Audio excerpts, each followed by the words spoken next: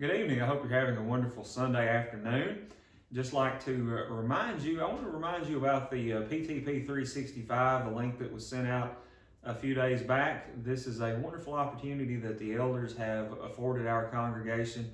It's an opportunity, it's a virtual polishing the pulpit. You're able to go on there and to watch all kinds of videos of preachers delivering messages and things of that nature. There are videos on there for everyone. There are videos for preachers, elders, deacons. There are even women that teaches classes specifically for women on there. Things to do with Bible teaching, various different topics of that nature. There's also classes even for kids. So it's a wonderful opportunity, and I would encourage you that if you've not signed up for this, go ahead and click on that link. And if you need if you've lost that link or something, just get in touch with me and let me know. It is one sign-in per family, so would remind you of that. But again, it's a wonderful opportunity. I would encourage you to try to at least watch one video per week. I believe if you do that you would be much better off spiritually, and you'd be much stronger for doing that. And I believe if you got started on it, it won't be long till you find a favorite speaker, or maybe 2 or 3 favorite speakers, and you'll be excited to get to the next lesson and see what that speaker's got to say.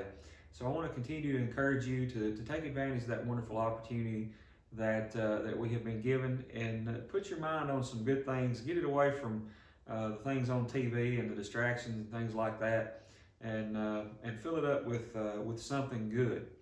Now, the title of the lesson this evening is Touched by Christ. And I don't know if you knew this. I know that it may have come up because things going on this year with the COVID-19 coronavirus. But in the book of Leviticus, there are 2 whole chapters that are dedicated. Leviticus chapter 13 and chapter 14. 2 whole chapters dedicated to dealing with lepers and leprosy. They were supposed to be quarantined. If they came into contact, if they saw someone, they had to cover their mouth, or their mustache, if you will, and shout unclean, so that people would know that they were a leper. And so they were to be put outside the camp. So 2 whole chapters were dedicated to that. Now, I want you to keep that in mind, think about what it might have been like to be one of those people. And let's move forward in time. And I want to take a look at some things in the book of Matthew. Now, in the book of Matthew, as we move along, of course, we've got the genealogy of Christ. And then he's about to begin his ministry, baptism and things like that. And then in chapter 4, we've got his temptation in the wilderness. If you caught my sermon last week, then you were able to see and to maybe have some lessons about that. When we move past that, we move into Matthew chapter 5, and that's where we begin what is known as the Sermon on the Mount. Now, Matthew, he was a man who was a Jewish man, had been a tax collector, but he was writing what we believe is, from looking at the way that his book is organized and the thought processes that he lays out, we believe that he was writing for specifically the Jewish mind. Now, that might answer a question if you wondered, well, why, if God doesn't waste time and things like that, why did we need 4 accounts of the gospel of Christ? And why is it that some things look a little different? Well, if you notice when you start the book of Luke, Luke is giving us a more orderly account. Matthew, he groups some things together. So one of the things is miracles, and we're going to see that in just a minute. But you get to Matthew chapter 5, and Jesus starts the Sermon on the Mount. That runs through the end of chapter 7. And toward the end of that chapter, in verse 28, 29 or so, it says, "And when Jesus finished these sayings, the crowds were astonished at his teaching, for he was teaching them as one who had authority, and not as their scribes."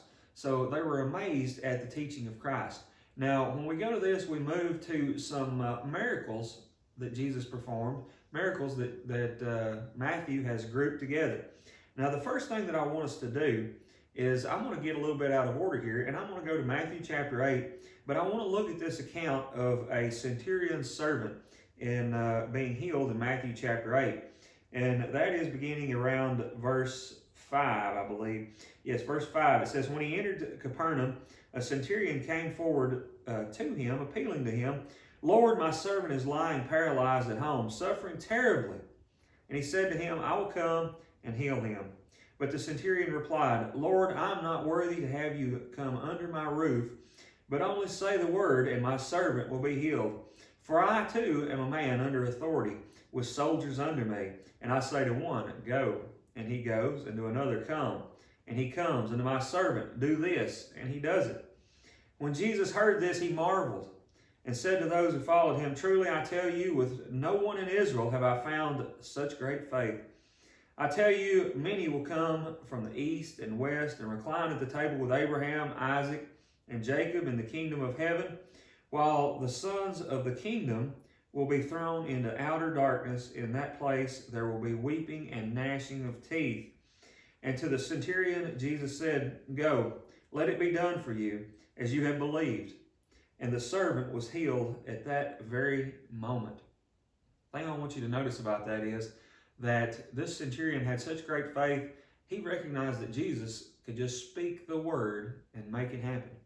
He did not have to go to that man's house in order to heal him.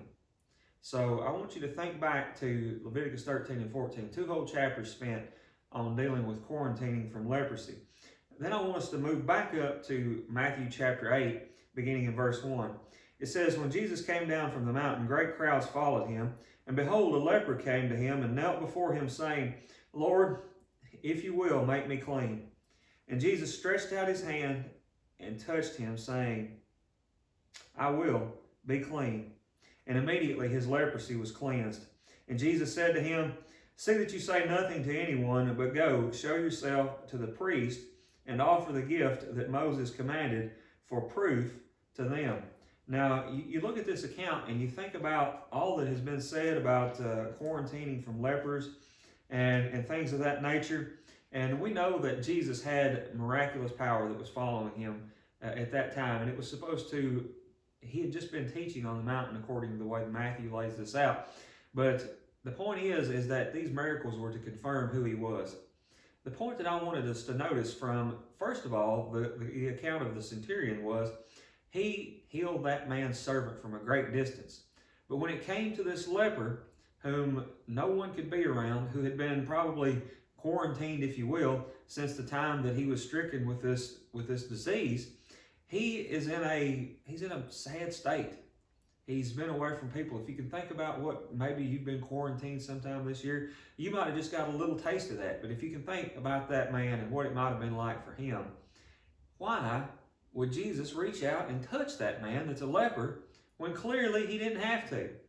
Well, if you continue or you look at the account that Mark gave us of Jesus healing a leper, and you look at Mark chapter 1 and verse 41, the Bible says that he moved with pity. It says, moved with pity, he stretched out his hand and touched him and said to him, I will be clean. Now, the New King James says he moved with compassion. He had compassion on that man. Now, even though we already know clearly from the account of the centurion that Jesus did not have to touch that man in order to heal him, but he saw that the state he was in, and he had pity on that man, was willing to heal him, and not only did he do it, but he touched that man, showing compassion to him. Of all the many lessons that we can learn from Christ, to think about showing love, compassion for our fellow man, that's some of the greatest lessons that I think that we could possibly learn. We think about Jesus being questioned about what's the greatest commandment of all. Love the Lord your God with all your heart, soul, and mind. And he said the second's like it, love your neighbor as yourself. The thing about it is that we're not supposed to be selfish. We're not supposed to put ourselves first, but we're supposed to put God first. We're supposed to put our neighbor, others, before ourselves to show compassion on the people that are hurting. You look throughout this Bible, the pages of this Bible, and God continually looks for his people to lift up the downtrodden, the widow, the orphan, the person that's having a hard time.